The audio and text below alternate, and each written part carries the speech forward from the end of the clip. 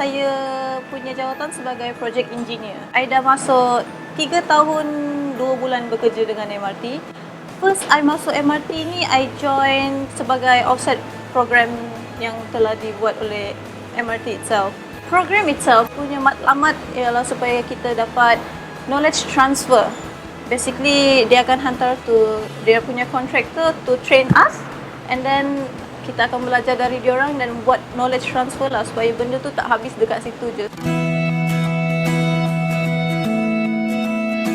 Bertugas di MRT Corp sejak tahun 2013 sebagai project manager 1. Saya mengetuai satu kumpulan jurutera untuk mewakili MRT di dalam projek MRT sebagai bantuan kepada pihak PDP.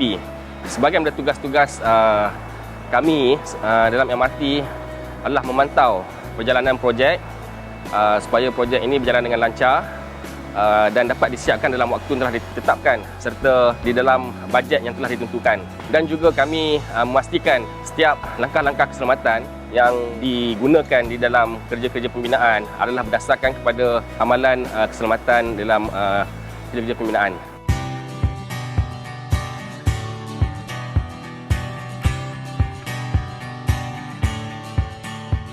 Untuk yang shift malam, kebiasaannya bermula pada pukul 11 dan akhir pada pukul 8. Dan kebiasaan kita akan mula bekerja planning start pukul 11 hingga 11.30 dan kita akan fully operate untuk buat maintenance checking start pukul 12. Mana kata pukul 12 tu kita dah push up lah untuk semua aktiviti lah. Planning supervisor ni, start kita masuk shift, kita akan contact depo controller untuk dapatkan location train dan juga masalah-masalah train lah yang berlaku dekat main line. So dari situ kita ambil tempoh lebih kurang setengah jam untuk verify semua failure, location dan juga cara nak buat maintenance lah. Mulaan shift kita akan berkumpul untuk kita beritahu task kita untuk hari ini. Kita ada berapa train yang dah ada masalah, contohnya 2 atau 3 train atau mungkin lebih.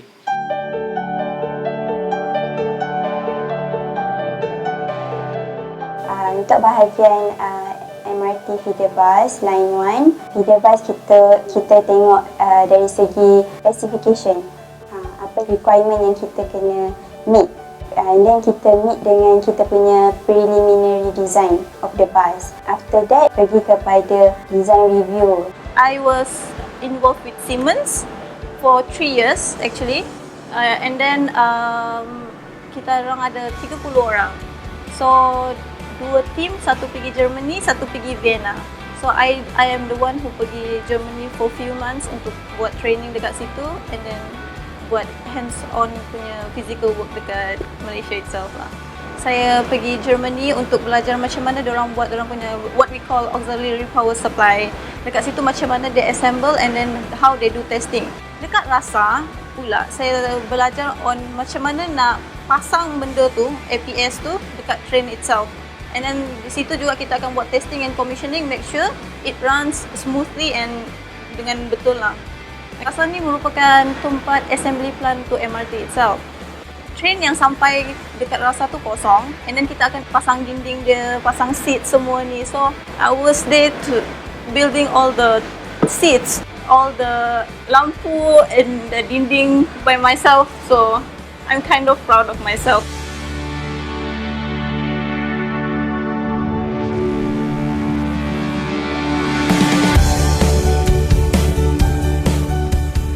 Kita masuk bekerja, kita ada 3 shift. Shift pagi, shift petang dan shift malam. Bila kita masuk je shift tu, kita akan dapatkan data-data ataupun dapatkan information train, sama ada train tu sihat atau tidak sihat. Mana train yang tidak sihat, kita akan buat maintenance untuk baik pulih dia. Apabila dia sihat, kita akan beritahu dekat kontrol, okay, train ni dah sihat, boleh digunakan untuk servis. Kita akan bagi balik kepada control center lah. Inspection kita akan bahagikan kepada 4 grup. Pukul 11.30 lepas habis maintenance supervisor buat planning, dan 11.30 tu kita akan brief overall team tu dan bagi tahu dia train mana yang perlu dibuat maintenance. So kita akan proceed lah. First sekali kita akan selesaikan tugasan-tugasan masalah-masalah yang ringan supaya kita boleh keluarkan train ni cepat. Masalah-masalah yang berat yang mungkin mengambil masa yang lama, kita akan dia akan dikemudiankan untuk tugasan membaik pulih lah. Sebenarnya kita banyak kriteria sebelum projek ini dapat digazetkan ataupun diberi license oleh pihak SPAD. Salah satunya adalah kita harus melalui perjalanan kereta api selama 3,000 jam untuk yang pertama. 3,000 jam what we call FRR, iaitu free fall running, di mana kereta api akan berjalan selama 3,000 jam untuk kereta api yang pertama. Apabila telah berjaya mencapai 3,000 jam, barulah kereta api kedua akan memulakan kerja-kerja testing untuk 1,500 jam yang kedua dan begitu seterusnya. Sehingga semua kereta api akan diuji ketahanan dan setiap kekurangan akan ditambah baik. Ini adalah salah satu daripada kriteria sebelum kami diberikan license untuk operasi oleh SPAD. Ini adalah untuk menentukan bahawa kereta api yang digunakan, sistem dan keseluruhan sistem yang kita ada telah mendapati standard yang telah ditetapkan dan juga menjamin keselamatan pengguna yang lebih utama lah. Andai kata ada sesuatu yang menyebabkan ujian kereta api ini gagal, maka 3,000 jam yang asal tadi, walaupun kita dah mencapai 2,900 jam, kita akan bermula balik kepada kosong dan kita clock in another 3,000 hours. Apa yang lain bas MRT dengan bas-bas yang dah ada ni, Rapid KL, bas MRT ni dia kecil sikit. Macam bas biasa 12 meter, yang ni 10.8 meter buses. MRT buses ni dia fully equipped dengan CCTV, canggih lah. Kalau macam feeder bus yang lain, dia tak ada passenger counting. Spesifikasi unik yang dalam bas ni yang saya nak share dengan semua orang, tempat duduk bas dia slanted sikit keluar. Sebab apa? Sebab kita macam senang nak tengok luar. Kita sangat environmental friendly, which is kita punya bus tu dia eco-friendly, which is kalau dah 5 minit on that bus, masa dia stop and then dia akan berhenti sendiri. Start pukul 12 lebih kurang kita akan mula inspection.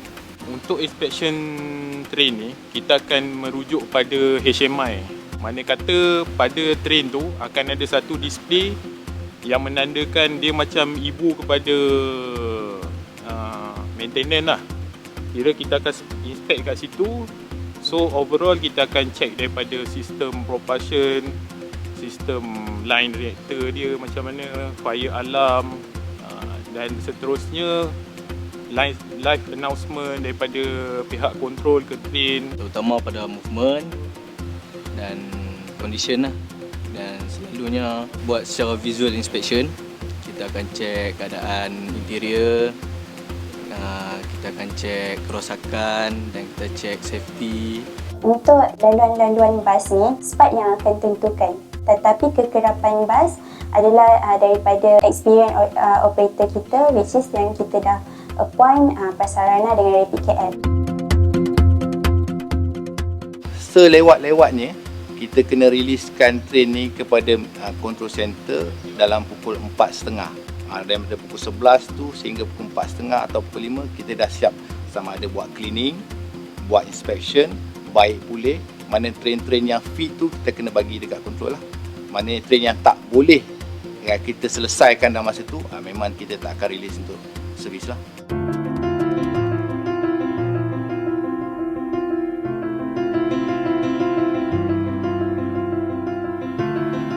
Basically the train is my baby. Banyak knowledge yang saya dah dapat dulu. I'm a power electrical punya bachelor kan, tapi kita masuk kerja ni saya betul-betul dapat belajar sendiri tentang power supply untuk the train itself. Saya memang dapat gunakan saya punya knowledge electrical tu dalam kerja saya. Kita tak pernah fikir macam mana nak pasang train ni, macam mana nak buat macam tu, tapi dekat projek ni saya dapat belajar semua tu. Being in this project, it's not easy. Kita kena kerja. I think every project is the same, but I have sacrificed myself. Every day I kena balik pukul 1-2 pagi untuk siapkan the train and then to make sure everything goes right for the sake of the people. Okay.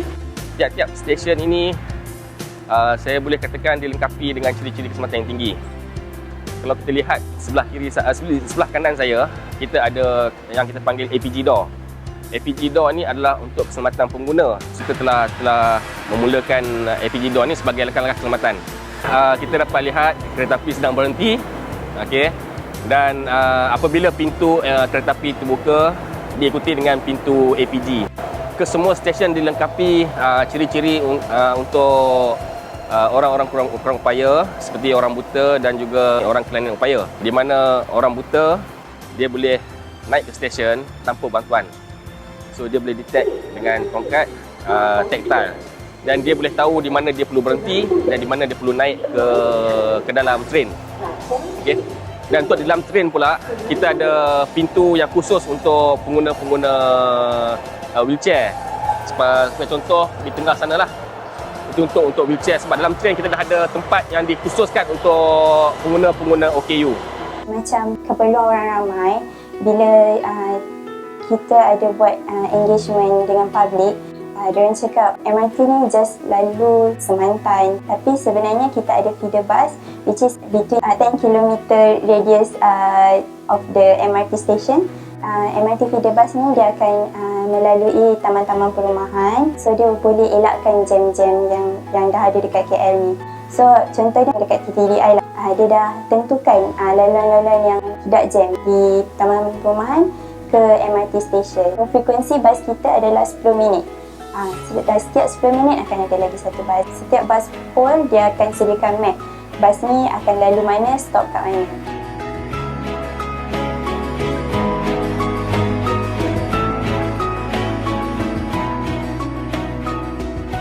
Kalau macam pagi, kita orang akan cukupkan train untuk naik ke mainline, dan malam kita orang akan buat inspection, pastikan train tu betul-betul fit untuk naik ke mainline supaya dia tak ada masalah. Inspection yang paling penting pasal safety lah, pasal pintu, traction motor, aircon, lepas tu kita check kita punya PA system. Okay, train ni fully auto, control by control center.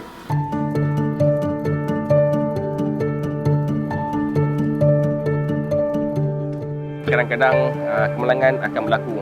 Jadi itu adalah salah satu titik hitam yang pernah saya hadapilah di sepanjang menjalankan projek ini. Saya pernah mengalaminya di package saya apabila berlakunya fatality incident. Alhamdulillah, kemalangan juga mengajar kita untuk membetulkan keadaan dan untuk memperbaiki sistem yang sedia ada.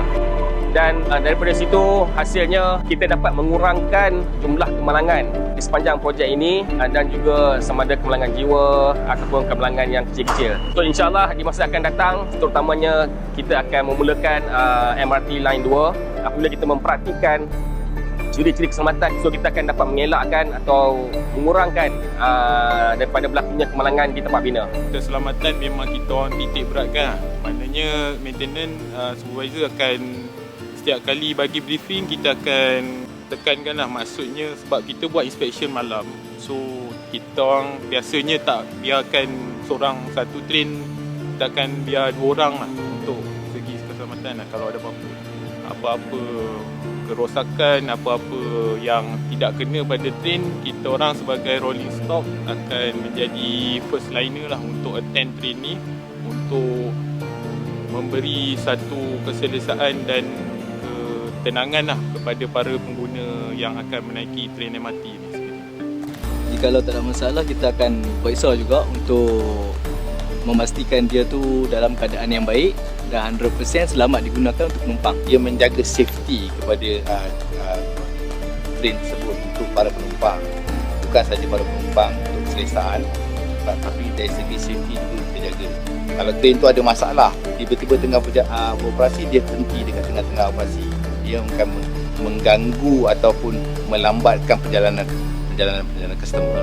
Alhamdulillah, sekarang kita on track dan kita dapat deliver bas kita on time. Saya rasa bangga bila dapat tengok bas-bas kita cantik, ada teknologi tersendiri dan yang lain daripada bas-bas yang dah sedia ada. Pelbagai cabaran yang saya dan tim-tim saya hadapi di dalam menyiapkan kerja dan memantau setiap aktiviti projek di tapak. Saya terpaksa mengorbankan masa dengan keluarga, kadang-kadang terpaksa mengorbankan masa cuti semata-mata untuk berada di tapak. Keselamatan rakyat memang menjadi nombor satu untuk MRT ni. Kita tak nak ada any hazards occurred during the train ride. Saya kena memastikan train yang kita naik ni adalah selamat untuk penumpang-penumpang rakyat Malaysia. Apabila dapat menyiapkan satu projek mega yang akan menjadi mercu tanda kepada sistem transportasi negara yang saya jangka akan mengubah cara hidup warga Kuala Lumpur. Dan saya believe orang ramai pun akan gembira dengan apa yang dah dipromis oleh MRT. I'm very very excited and I'm also very nervous tapi saya memang sangat gembira dapat masuk dalam projek ni. At least my mission is I can do something to the people. I'm doing something for the people and I really hope that the project can ease people's life. Yes, I am very proud because MRT adalah projek yang on time and on budget.